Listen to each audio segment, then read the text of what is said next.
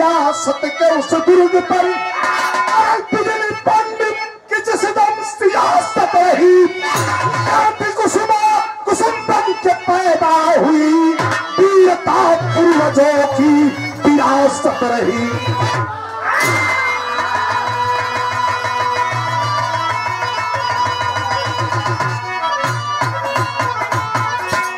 आप लोग बैठे हुए कर दर्द का आभास हम हो, चाहे जैसे भी हो जाए, एक बिरहा जान पर खेल के होबे करिए, खूब आनंद हो, बहुत अच्छा हो, बहुत प्यार से आप लोग सुनत हुआ। ये सबसे बड़ा इनाम हो जो आप लोग बैठ के प्यार से सुन रहे हो, हौसला बढ़ा रहे हो। इस को जरूरी ना है इनाम तो कहीं कहीं महफिल में 1 लाख 1.5 लाख, बम्बई वाले जुहू वाले जो प्रोग्राम के आप लोग दिखला कैसेट में 4 लाख 5 लाख इनाम मिलल रहा, वो इनाम का मतलब ना पैसा दिया खकोरी बजाओ थोड़ा गईला तुरंत फिर दूसरे काम में लग गई। यहाँ आदमी जो बैठ के सोता हो सुनत हो, उस सबसे बड़ा इनाम भगवैया के लिए यही सबसे बड़ा इनाम। तो बड़ा राजा के विषय में सुनलन हरी भैया कहूँ आधा उधर से कम ना, बड़ा राजा का नाम सुनला। लेकिन एक राजा एक तरफ इधर महोबा बुंदेलखंड में तपल रहने अलाउद्दीन ताला सैयद, और दूसरे तरफ कच्छ भुज के धरती पर लोहपानक के दुर्ग पर एक ऐसा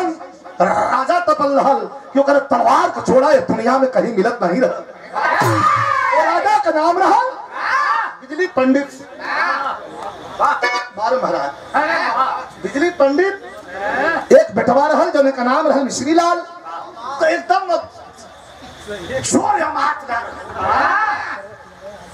बनारस के अच्छे पहलवान रहे, साधु पहलवान चमाए, इतना जोर हो गई जवानी में कि कितना पट्ठा के लड़न। लोग बतावलन उनके घर का कि कितना पट्ठा लड़न का पेटवे में भरा तो कैसे लड़े जान थोड़ा सिवान में जाके भैंसा से एक तरफ से जोर लगा कि भैंसा मरकहा ऊ पश्चिम पकड़ा जाए। अब पकड़ा जाए करे बात कम से कम 1.5-2 घंटा ऊंचा ऊंची उसे होकर बाद में भैंसा जब भाग जाता आगे बैठा उमच के पेड़े में अपन जोर करेंगे। खानगी में दम रहल, मोटंजा रहल, दूध उठा के हिक भर पी यार सुतही भर दूध पी लिया लगले जेंटे खाए गाँव आजकल तो कुछ आदमी कंफ्यूज हो, आंख कड़े से तब कसम गैस चढ़ गई, दांत दर्द करता तब कसम गैस चढ़ गई। ये बीमारी आदमी को हो गई।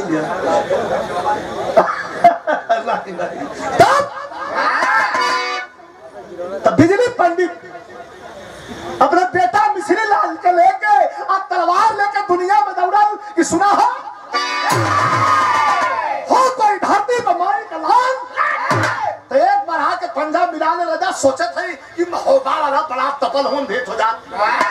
तर्ज बड़ी नहीं है लेकिन नई कई भाव भजन गा जाते हैं। कितना बढ़िया भाव हो। स्वर्गीय बुल्लू गुरु के गीत में आप लोग अक्सर सुने कैसे दरबारी भैया मिजाज ना बेटा पंजाब के बोतल में, पंजाब के बोतल में कसीमी पानी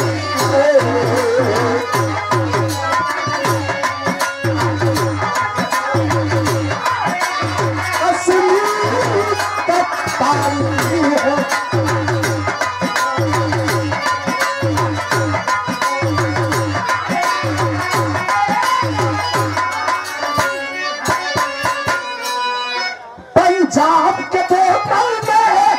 कश्मीर का पानी है।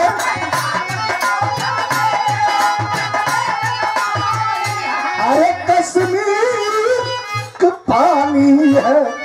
लखनऊ की नजाकत है। कैसे कैसे कैसे अरे लखनऊ की नजाकत है, अरे बॉम्बे के जवानी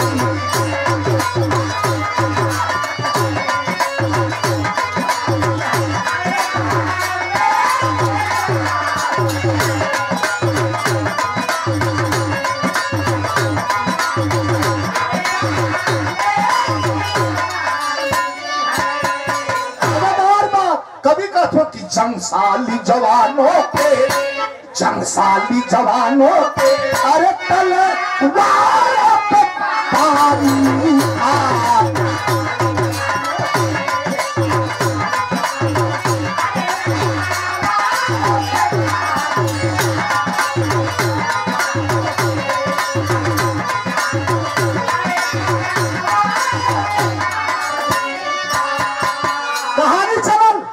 जैसे सिनेमा चलला वैसे चली। बहुत बढ़िया राजा हुआ, दुनिया में जोड़ नहीं मिला था। इतना बढ़िया बैठल हुआ, चाहे तब होखे चाहे अब होखे, जेकर तनको जोड़ ना आया था भगवान के काठे बेटी दे दे फट से कस में आ जाई। कहा कि कितनो शानदार आदमी हम हो चाहे आप हो। बा बिटिया जब पैदा होली तो राम जन्म बिटिया बदे बाप मतारी के कहीं ना कहीं अपन पगड़ी झुकावे के पड़ा। इतना समाज शानदारी कुल खत्म हो जाने। लेकिन बिजली पंडित के पिछले पिछाड़ी का बिटिया, जो बिटिया का नाम है कुसुमा, और कुसुमा इतनी सुंदर है तो कर वर्णन कभी नहीं खत्म। कैसा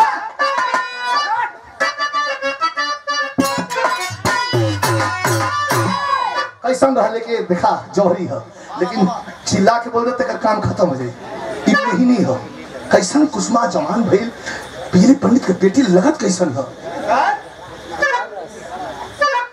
कचनार कली कानन में, कचनार कली कानन में कंचन की चमक जब पाई, कचनार कली कानन में कंचन की चमक जब पाई, मन मुक्त मोहत मधुकर सोना जैसी सुहराई। ना जानी नयन दर्पण में, ना जानी नयन दर्पण में मुस्काती भर नजराना, ना जानी नयन दर्पण में मुस्काती भर, जब बनी हुस्न की मलिका पीछे पड़ गए जमाना। होठों पर गुलाबी रसले, और यह जवानी का पहरा। होठों पर गुलाबी रसले रसले रसले, होठों पर गुलाबी रसले चितवन पे चमक जब छाई, होठों पे गुलाबी रसले चितवन पे चमक जब छाई, सोना सी निखर पड़ी थी सोना जैसी सुघराई। लोग जब देखला ना हो बिटिया के तब मतारी कली कहो आन्हर अगर वाला उपत ना हो कहले बिटिया सयान हो गई। कहा अब तैयारी करत है तब बुलावल के गए ज्योतिषाचार्य। तुम देखा तो बिटिया का भाग हो और ज्योतिषाचार्य लोग जन्म कुंडली लगाने मिलाव भिड़ावत भिड़ावत दिखाया। खेल पंडित हो तो तिरकट मार के निकल जाइए। अगर 2-3 से भिड़ा देवा तो अपने मिल दी, या 3-4 से बैठा गई ना तिरकट मिलावल लगन मिलावत मिलावत का कहलन है। अरे पाना की पीर पीर से काली जाना का कहानी, जब कालर बल्ले भाई तो रात की हादर बाबी, जब कालर बल्ले भाई तो रात की हादर।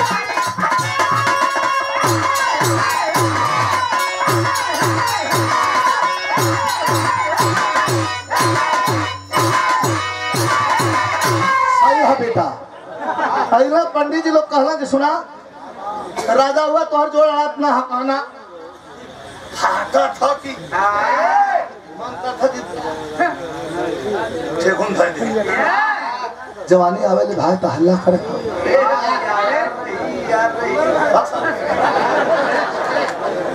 जवानी आवे ले तो जना जा आदमी के छोड़ दा लाल भरत पिलई भी बड़ा सुंदर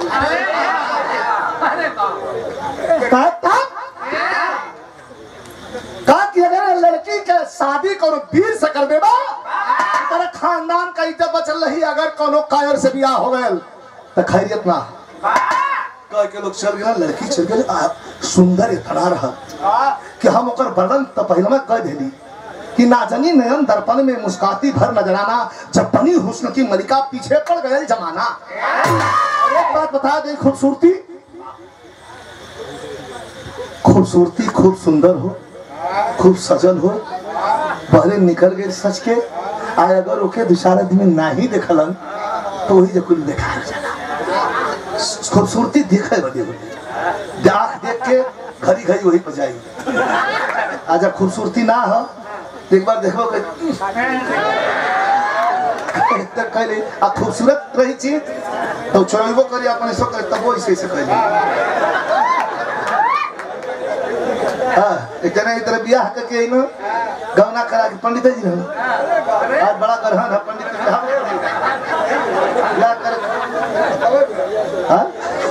ब्याह करा के इलन घरे में दुल्हन आयल बड़ी सुंदर दुल्हन ये तक चुरकी रख ले बड़का टीका जना की एड़ी समझ ले मार के पूरा जना चंदन पानी मुँहे में पान पूछे तैना बुढ़वा महाराज बैठल रहन जाके बुढ़वा पंडित जी के गोधन हाँ बेटा कल आशीर्वाद दाया हम भीतर जाते हैं बेटा 10 साल मेहनत करी तो कैसे निकलना और कहाँ भीतर जाते रे महाराज तुम्हारा सुहाग रात हो अच्छा पंडितों जी हमें खाली बुढ़वा महाराज कहाँ ठीक है बेटा जा आशीर्वाद हो हमारा पूरा सपोर्ट हो बेटा कहीं गाड़ी फंसी तो आवाज लगाए गयल भीतर दौड़ल बोर्ड पड़े बजे चिहुक के हट गया और मत धरा शास्त्र के खिलाफ हो शास्त्र के खिलाफ हो तो शास्त्र के अनुकूल का यहाँ बैठा मेरा बेचारी बैठ गई कहते से लौट जा धक धोकर करे जा पहले लौटावत का है कि कुछ बोलत ना लौट गई ताकि तेने पेटवा अपन उघारा और गनगनाए लगे ताकि आए हो बाप अब कौन चीज उघरवाई हो माई अब पेटवा उघरवा रहलस तो के सुरावे लगे कलश की हमार खेत है इनमें हम भंटा बोई इनमें हम गाजर बोई इनमें हम चिचिंडा लगाई 2-3 मिनट सुरा के उठा कलश के सुता रहनिया कलश की चिंता कम हटा फिर एक हफ्ता बाद पहुंचल बाबूजी जाते हैं कहे बेटा जा अंदर गए फिर कहते हैं सूत गई फिर उघरलस कई हमार खेत है इनमें पलकी बोई इनमें चौराई बोई इनमें भिंडी बोई इनमें करैला लगाई फिर सुरा के फिर चल गए नारू एकदम करम गुस्सा में ला लिया तीसरका हफ्ता में जब पहुंचल थोड़ा निकाल मार में से गरी फेंकत सुत गई दुल्हन आज पेट पर हाथ फैला के कहना कि हमें हम कुहाड़ा लगाए तो उठ के सामने झाड़ पर मतलब हंस दो फाड़ दो मरवा फाड़ दो ऐसे फाड़ दो पोस ले हम अरे तिराइन मारत काहे के हो का मारत ऐसे है कि हमार खेत है में हाई रुपा आज जवन बोए के है बोला नहीं तो बुढ़ऊ रोज खोखा पाना दिया दे दे बन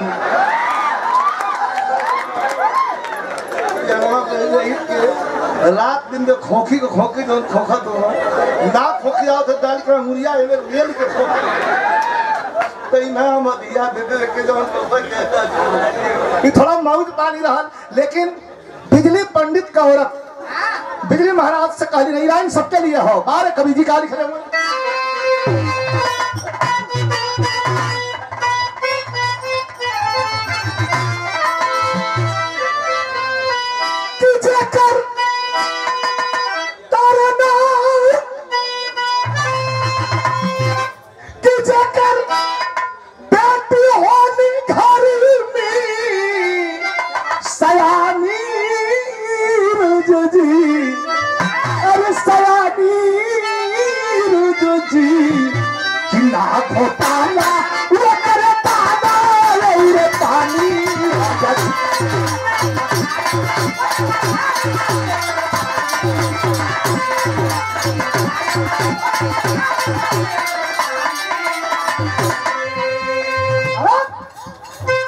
ध्यान है तो बेटी सयान हो गई जेकर बेटी होली घर में सयानी राजा जी कवि जी प्यारलाल कवि जी लिखत हुआ इस सबके लिए लाइन हमारे लिए तोहरे लिए राम जन्म सबके लिए ही लाइन हो ना घोटाला और खरीदाना रूपानी राजा जी कल भी हवा किसे हुई कल जुगाड़ करत है का ज्योतिषा चार कलम के कोनो वीर से बियाह करी तो वीर से होई कैसे वीर का इच्छा होई नौ ब्राह्मण घाट पारी चारों के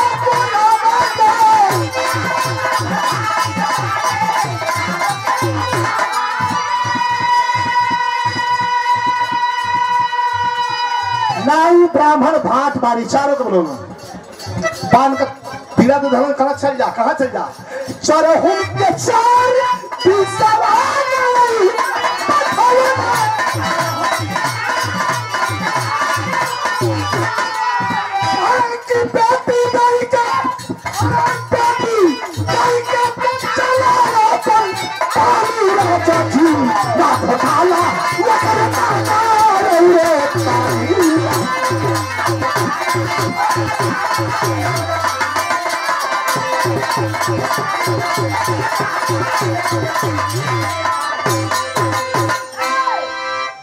नाउ ब्राह्मण भाट बारी चारों के बड़ौले में है और पान दे के थमा दे कि जाके दुनिया में ऐलान कर दा जौन मर्द धरती पर जिंदा होखा देखा एक पगल पर जौन मर्द धरती पर जिंदा होखा ये पान के बीड़ा के खा ले। चार लड़ाई हो, एक लड़ाई द्वार पूजा पर, एक लड़ाई मड़वा में जब बारात बैठी तब, और तीसरी की लड़ाई जब सिंदूरदान हुई तब, चौथी विदाई पर। दुनिया में कोई हाथ मिला वाला नहीं बा। बिरहा बड़ी मजेदार है, देखा जौन का इंतजार रहल तब ना गल उन चलल कहाँ हो कैसा कि एक तीर से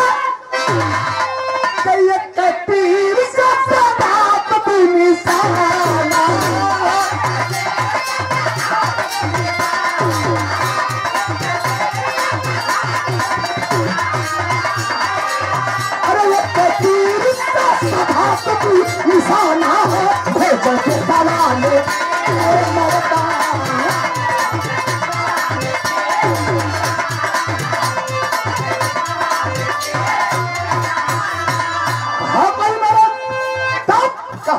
पावन छान के मेन पॉइंट पर ध्यान दी अरे पावन छान के चारों धामन गर्भ होता है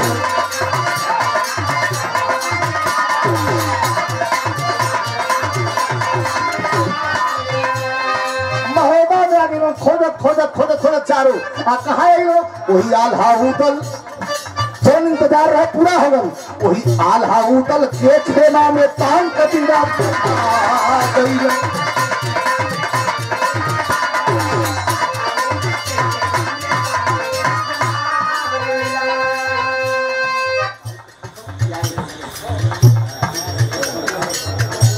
अरे बड़े पुराने में तो देखा हाई स्कूल का लगभग हम परीक्षा दिले रही तो वो समय बिरहा सौरू मास्टर से हमारे तरफ पहली मुलाकात भैल भैया बड़े अच्छा कलाकार हमारे कवि जी के शिष्य गुरु भाई हो सूर्यनाथ यादव जी मऊ की धरती से ये पुरस्कार दिला देख के छाती दिला गई भैया आप लोग भैया सूर्यनाथ भैया देख के बड़ी खुशी भैया आप लोग सोचो थोड़ा काहे विजय लाल ऐसे करता हूँ ये महामारी जो आई ले भैया एक हस्ती है महामारी में निकल गई जेकर कल्पना भी नहीं हम लोग कहले रही ये महामारी में एक हस्ती निकल गई यही लिए बड़ा फूक फूक कदम संसार में रख के हो कि उससे बैर करने का काम ना हो कल किसी और का था आज हमारा है और कल किसी और का हो जाएगा इसलिए प्रेम और सौहार्द को बांट करके हमें आपको मिलकर रहना है बहुत बहुत धन्यवाद। पावन छान के चारों धामन गढ़ में आ गई वही आला उतर के खेमा में पान के पीड़ा देखा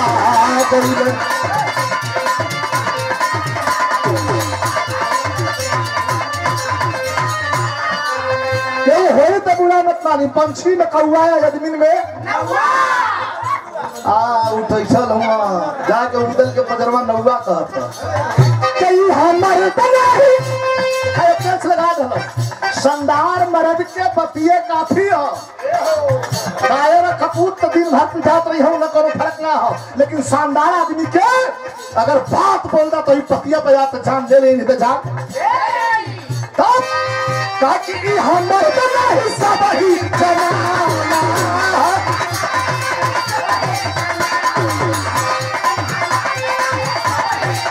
अरे हमर बना हिस्सा बही जमाना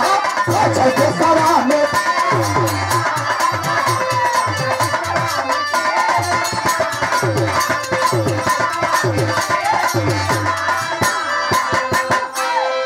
उधर के सामने जब नौवा कहला सा कि हम मर्द के ना लोग तो भाई तो हम के देख के हमें लगा था कि महाभारत वाला बेहनल्ला अर्जुन ही कहल जाला जब हीरा बने के उन्हें ये मिलल हल श्राप भैया छिप के रहता नहीं हीरा बन के इंद्र के दरबार तक पहुंचल लगे तो इधर कलन तो सब यहाँ हिजड़ा निकाल के तलवार उदल दौड़ला ना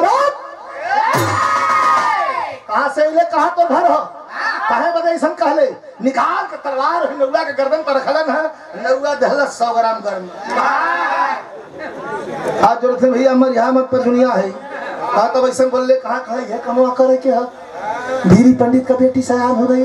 हरी पान का बीड़ा खाला सुंदर लड़की मिल गई 4 ठे लड़ाई है कला हमारो का लड़ले बिना एकदम जोर फाट कहाँ कहो रे कल वही लो पान कहूँगा के हो का बिजली पंडित तो उदल अखिया तक उलाट के तकना के करे कोरी देभा तिवारी कोरी कहो देभा भैया देभा कहूँ तबियत ना सही कहना तबियत छोड़ा तू खाली तैयार होगा लेकिन कहलन कैसे उस्ताद के हाँ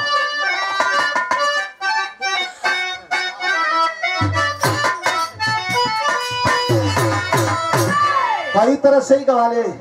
इठे गवा कैसे हो बारी उम्र कमर मचकनिया इठे पकड़ के गवा गिरा के बाबा हमें बुलावे पानी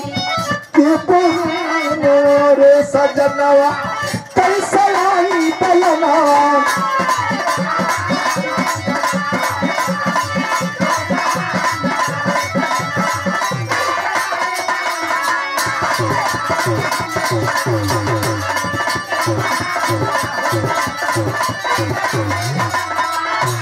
अरे देवा भैया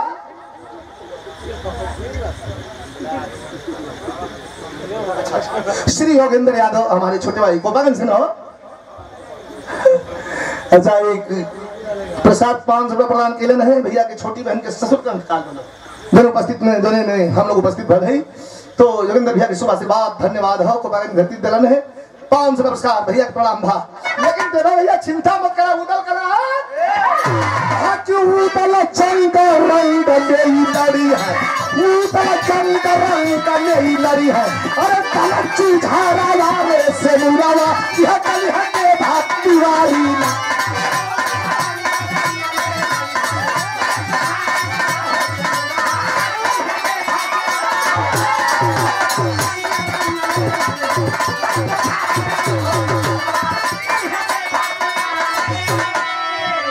सुना अरे देवा कहाँ की कुश्ती लड़ैया हो तथा में नहीं तो मोरे भैया देगा नाम उनके हर से आई कोई सारा हमारे ये लगाई अरे बड़ुहा बलि के ये गोरे में भगई हम दुआर हमारे हमारे है हाथ पूरा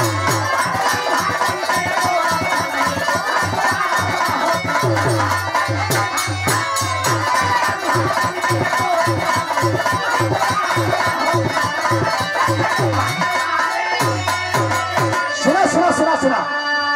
हम गोपिनी के भरोसे अदहन ना पान का बीड़ा खा लेंगे चली 4 ठे लड़ाई लड़ी मेहरारू बदे हम मुंह मारी लाई सन हम मेहरारू मान तो तोरे भाषा में ना सुना है ऐसा मेहरारू ना चाहिए हमें यार उदल की आंख में आंसू भरल कहना रे यार महोबा की इज्जत का सवाल है ताकि पनवा का बिड़वा खा के और तू बिहवा कल जाके लड़ेगा लड़के लिया बात तू मेहरारू आवे हमरे के हैं जिंदगी भर वरन दे किता है उदल जीतल है तो लड़ाई जीतला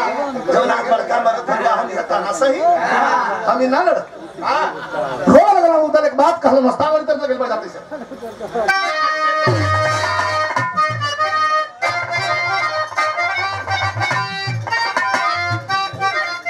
हमारे दरबारी भैया उपस्थित हुआ हरी भैया उपस्थित लोग का बड़ी सबका पसंदीदा तर्ज हो बालवच के उस्ताद गावे कि गज भर के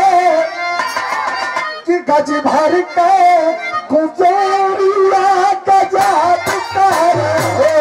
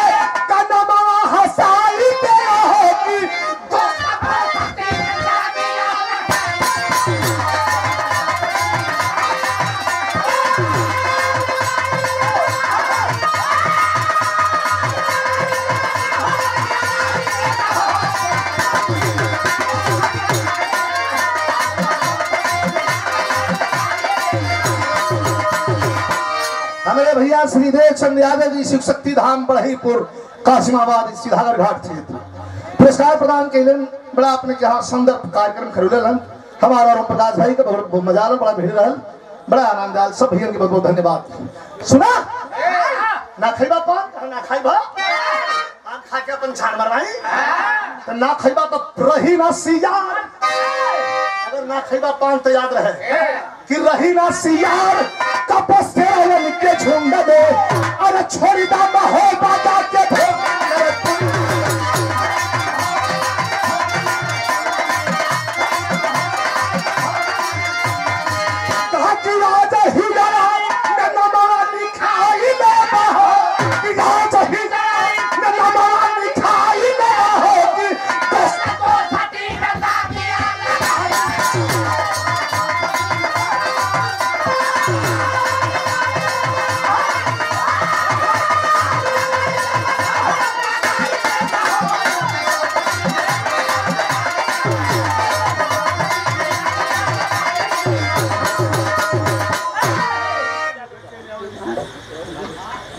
कवि जी ला और दिखाएंगे हमारे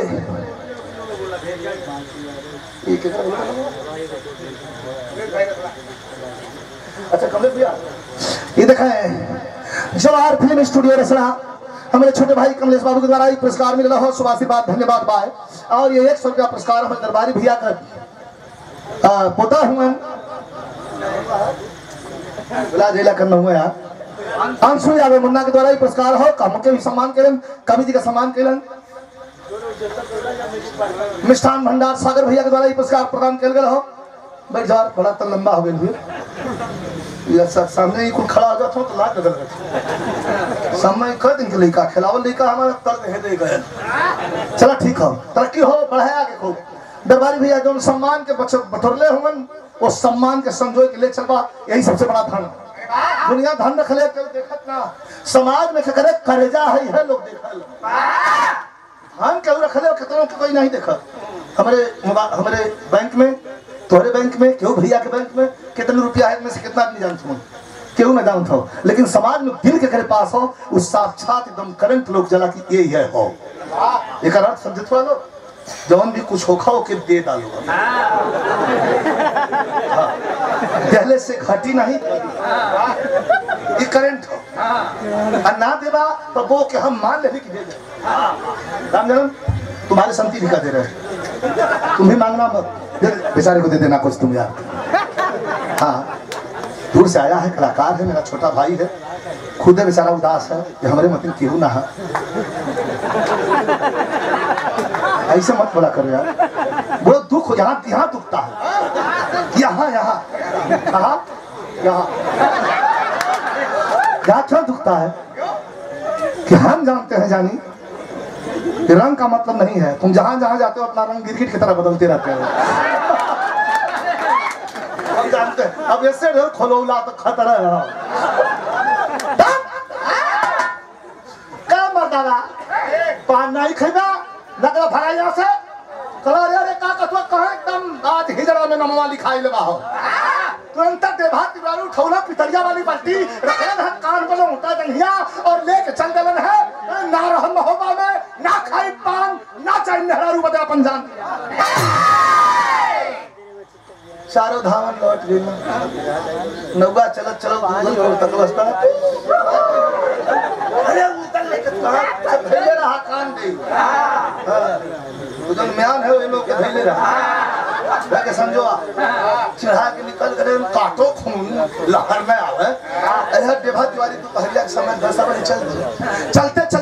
चलते सात को जमीन तय कैलन आया के पियरी अखाड़ा पर जो अखाड़े पर आल्हा उदल मलखान सुलखान और देभा तिवारी ताला सैयद सबका कुश्ती होखा जमानन का 7 किलोमीटर दौड़ करके 7 कोस दौड़ करके जाए उसके बाद अखाड़ा खाना तो कुश्ती हो बहुत बड़ा पहलवान रहा इसे बिरहा राम दोस्ताद गोविंद रहन के ठोका ताल जंग में शेर बनारस वाला निराला भोबा वाला केसरी ये भाई उदल का कुश्ती भाई लाल 7 रही पियरी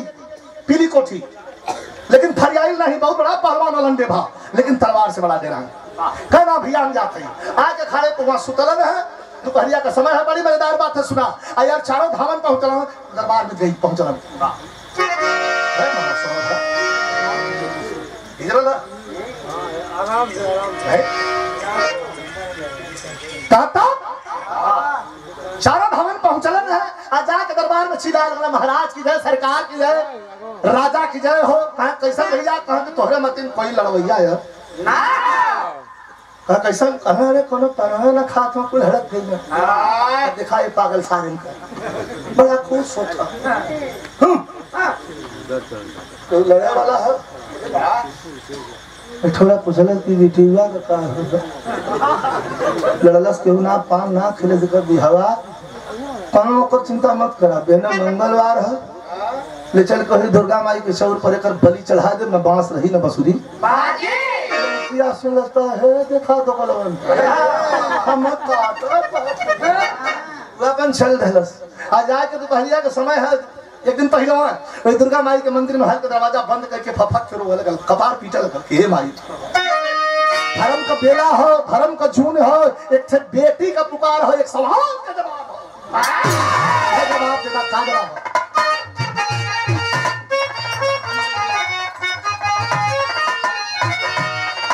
कहा कि कुसुमा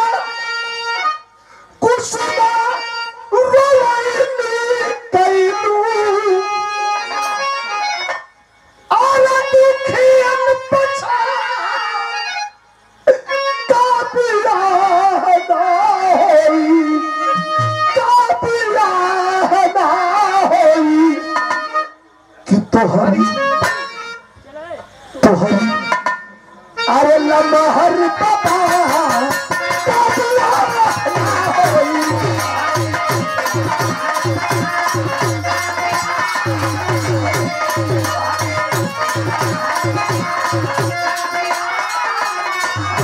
दर्शन दे भगवती जवाब दा का हमार बियाह ना लिखल हो अतले दुर्गा माई के मूर्तियां बोल गई अरे लड़की ताकल गलरी की हंस दुर्गा माई के मूर्तियां पथरा पड़त सुन तोरो बियाह लिखल हो कहां हो का कहता बलिया दे कह दिया था बड़ी मजेदार लाइन है बैठ जल्दी का तू कुछ बात के दुर्गा माई आ बेटा छल्ला आवाज ना आते हम ऐसे करा अरे कुछ बात के दुर्गा माई धीरज बढ़ावेली ए बेटी घबरा मत तब लेके आओ फिर के पियारी लखड़ा पर से पियारी लखड़ा पर से देवा के उठावेली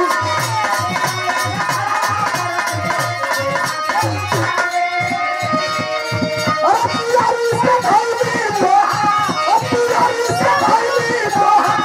कौन करो काबिला ना होई, काबिला ना होई अरे नमहर बाबा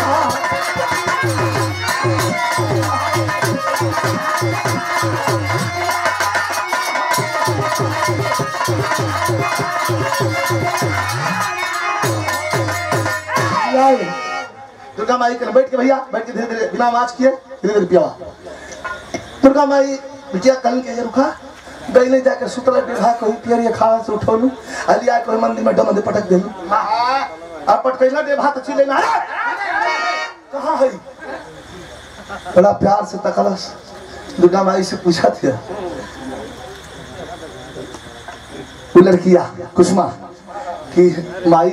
कहीं है हूँ हर फन मौला हूँ अब बहुत अच्छा पहलवान भी हूँ क्या बहुत सुंदर बोला और हमारे मनोज बाबू के द्वारा मनोज रेडियो सुल्तानीपुर मऊ के धरती से भैया की सुबह से बात धन्यवाद हो सब भैया के नमस्कार प्रणाम के माई है हूँ कहीं है हूँ ए भारो लगा ये भैया यहाँ के हम अरे उधर भैया कहाँ पटक डाला हम उनकी शंका है कि उधर हम यहाँ पटक डाला पूछा था देवा पूछा था कि बहन जी आप के हैं बहन जी आपके हैं हम कैसे हैं कहा तुम लोग पानक में हुआ अब तो हमारे हाँ पनवा लेके लोग कगा हुआ कपार डेभा है कि पूंज रो का उदल ये कौन जन्म का बदला ले तो हुआ भर ये कहा हम पटक दहला आई पकड़ के गट्टा अब बहरे निकल गई। कल बहन जी हमें बड़ा डर लगता है। बहन जी मत बोला तो का कहत बा कि जितना कभी किसी ने किसी को पिलाना होगा, अरे उतना प्यार करूंगी अपने राजा के।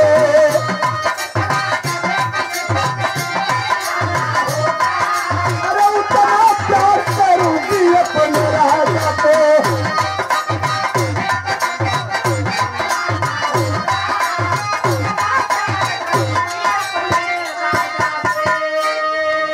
घूमा लगल तो देखो के मजा आवे लगल। नौजवान लड़की है इहो पीछे पीछे कहीं तनी मटका लगा तो ले उठे सिपाही रहन देख लेना कला रे कवर रे देवा बैठ गया ई लोग के कला चिंता मत करा इला कोई डरिया के लेके चल गई दरबार में। कहा सरकार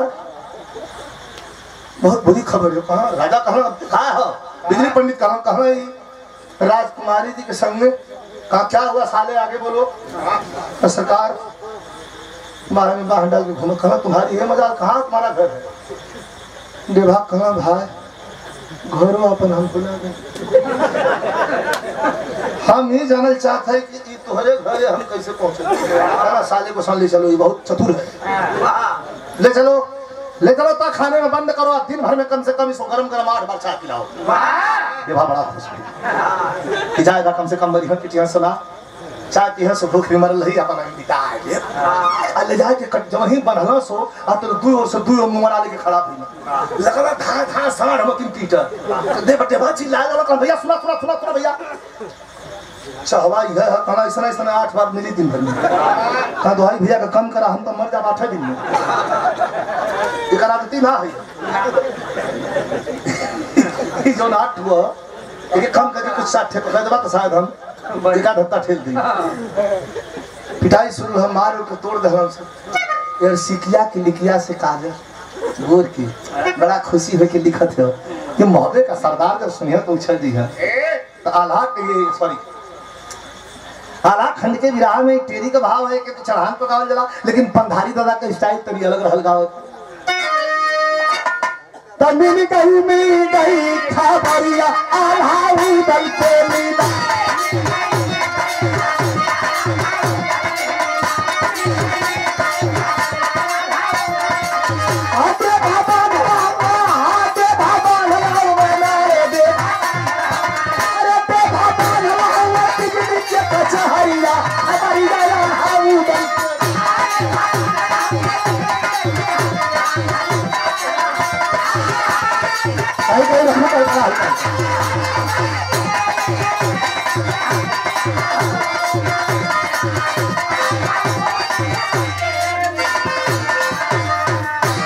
देभा बांधल हुआ बिजली के कचहरिया खबरिया आल्हा उदल के मिलल। बिजली पंडित के बेटा कुसुमा के भैया मिश्री लाल न खपचारी आंख में शीशा कान में गुल्ली दहलस दाल बंद किया तखाने अंदर देवा का बिगड़ल बाहर ठट्ठा मार के उदल हंसलई देखा पंडित कैसा गलतफहमी दोनों हो रहा विराह काल में अंतिम तरफ जाते लेकिन मजेदारी पर बढ़त जाते हो यार उदल के ही होगल कि अपने से गई और देवा के ही होगल कि उदल हम यहाँ पटक गई दोनों गलतफहमी हो। अब मोहबे में हंसत हुआ अपने में माई देवला और माथा महकन अब बहरे बैठल हुन आल्हा उदल मलखान परमाल ताला सैयद हंसत हुन उदल का कही दिखाई अब पंडित के चाल का कहन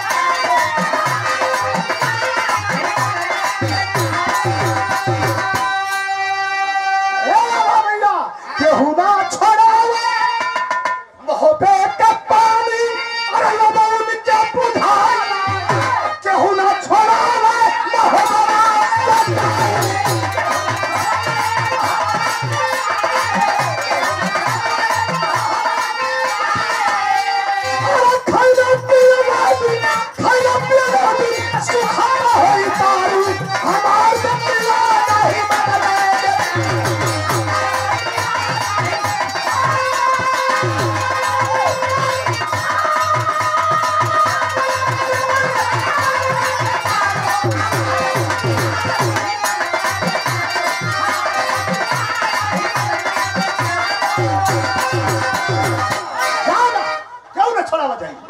तो माहौल खुशी का मोहबेल में, माहौल खुशी का मोहबेल में घर से देवरा निकल पड़ी।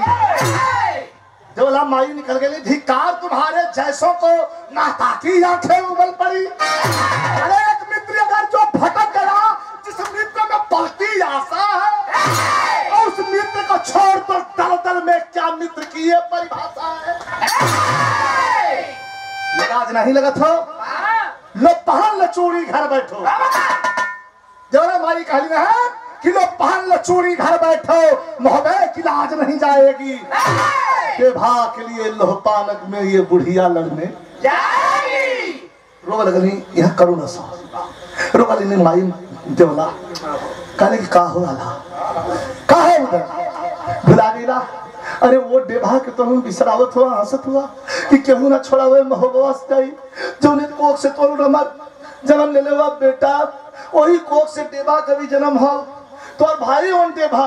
और अपने भाई के विषय में ऐसा सोचत हुआ तो दुनिया में एक बात याद रहे, आप लोग भी याद करिए हन। और दोस्त दोषा हो, पितृ दोष हो, मातृ दोष हो, सामाजिक दोष हो, लेकिन बड़ा तो दोष भाई का दोष आदमी के चैन से जिया नहीं दिला। हो सका तो जिंदगी में बिरहा सुना वाले साथी जौने कोख से हम पैदा भइल, कोख से भाई पैदा भइल, हो सका तो अगर तुहार चलत हो तो कुछ बनावे लाख नहीं हो तो भाई के कुछ बिगाड़ा मत, ऐसा दोष नहीं लगी तो भात दोष से बढ़िया है, तुम धरती में कोई दोष नहीं हो। तब माई ओवर गई, यहाँ आखिरी पक्ति चला था लेकिन बेजोड़ हो का करने माई कैसे भूले, कैसे भूले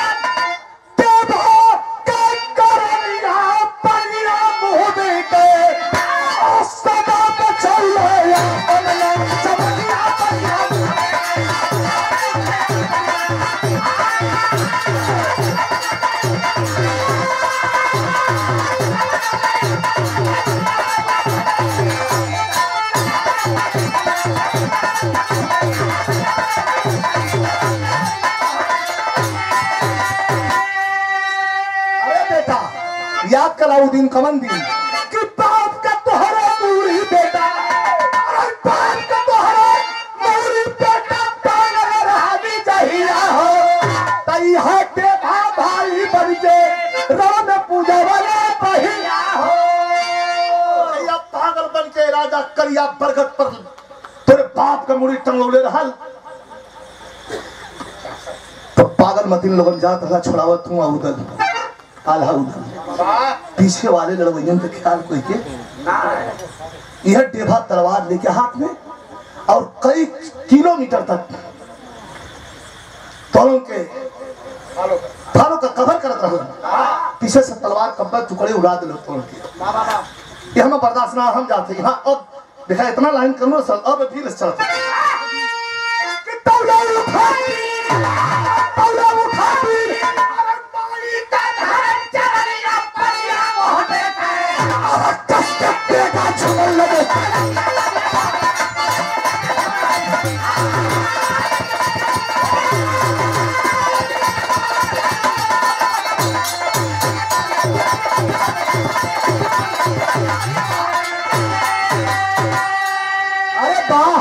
कवि जी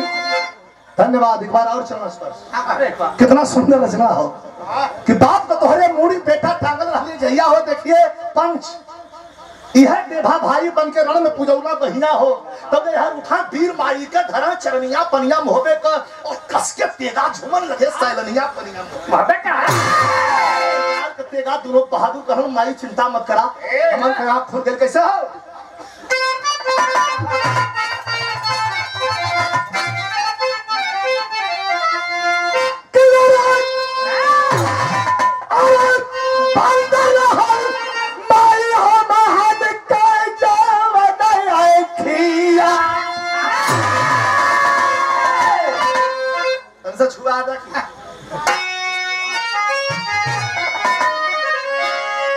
खाली एक बतिया, खाली एक बतिया से आग डालू खोल,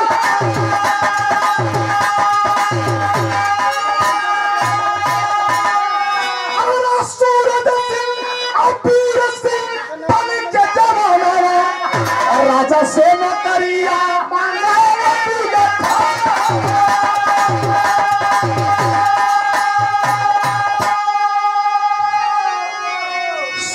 सिंह और वीर सिंह आपन नाम रखलन है और राजा से नौकरी मांगे बदे चल रहन है के मेन पॉइंट बिरहा के कसौटी है गौर करी हम 2 मिनट आला नौकरी मांगे बदे चल रहन के मलखान आउदर आला से करन के भैया यार के देखा सेना वाला काम हमंगे जाएगा यहाँ के बैलन है जाके बिजली पंडित के दरबार में घुसलन है और जाके दरबार में बिजली पंडित से कहलन कि सरकार हमारे के नौकरी चाहिए बड़ा बढ़िया शरीर अंठल उदल का भुजा ऐसा मलखान का भुजा देख के बिजली पंडित पूछना करे तो हम कहाँ से हुआ भैया अरे हुआ तो अपन परिचय बता दा कहाँ परिचय काल बा हम नट बड़ा लड़िया होखन न कहाँ में नट है लठौलिया और लड़वैया भी हम लोग है लड़वैया भी हम लोग नट है लड़वैया है अगर तो अपने दरबार में कोई ईमानदारी की नौकरी देता कहने वाह वाह खुश भाई बिजली पंडित महाराज कह रहे हैं कि आप पेट के बदले कोई दिक्कत नहीं हो और व्यवस्थापन समझ लिया एक जने की नौकरी कारखाने में हो एक जने की नौकरी कारखाने में हो एक जने की नौकरी सरहद पर हो कितना नौकरी कहाँ लगा मास्टर तले बादल पर नौकरिया बदल बल खेले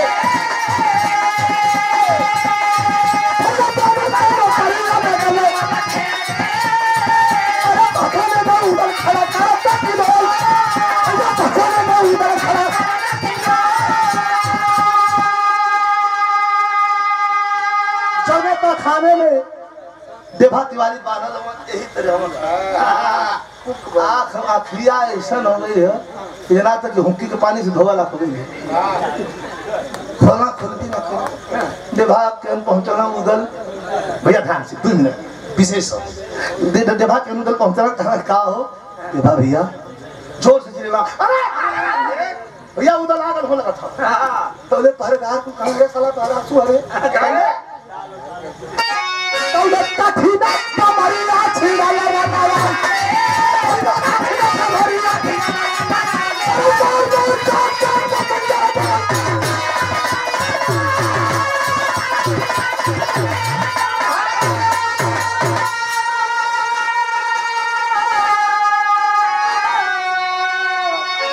मचगल हल्ला वही सुरंग में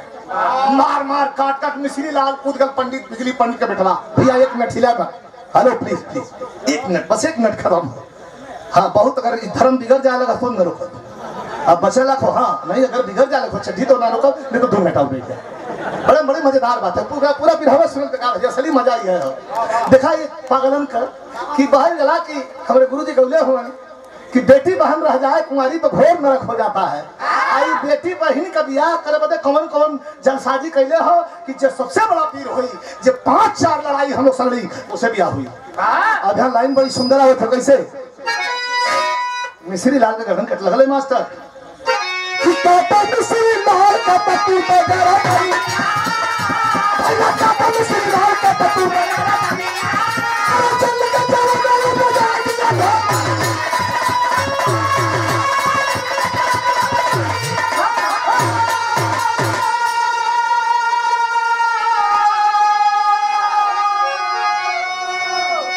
बिजली पंडित के बेटवा मिश्री लाल का गर्दन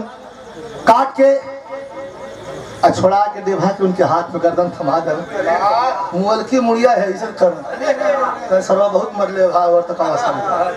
लेके पहुंचलन जाके लगलन बिजली पंडित के छाती पर भाला उदल और मलखा तले सेना लेके भैया आधा गन मार मार काट काट मचे लगल चारों ओर रुन्न मुन्न से मैदान लोहपानक पटे लगल ओई समय बिजली पंडित के छाती पर भाला लगौलन है और लगा के पूछलन है ये सवाल का जवाब दे दो बिटिया पे बाकी जिंदगी अरे थमा सुन ये आखिरी लाइन है का कहना कि भवा सुना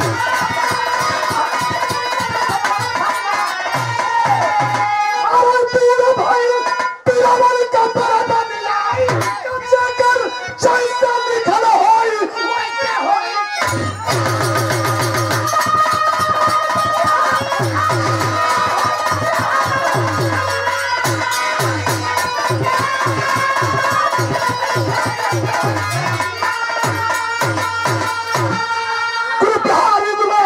गुरु राम लाल ललकारे बच्चन खाते कभी चंद्रकांत दास खबरिया आल्हा उदर के मिलन विजयी कारदाल श्रृंगार पलल तलवरिया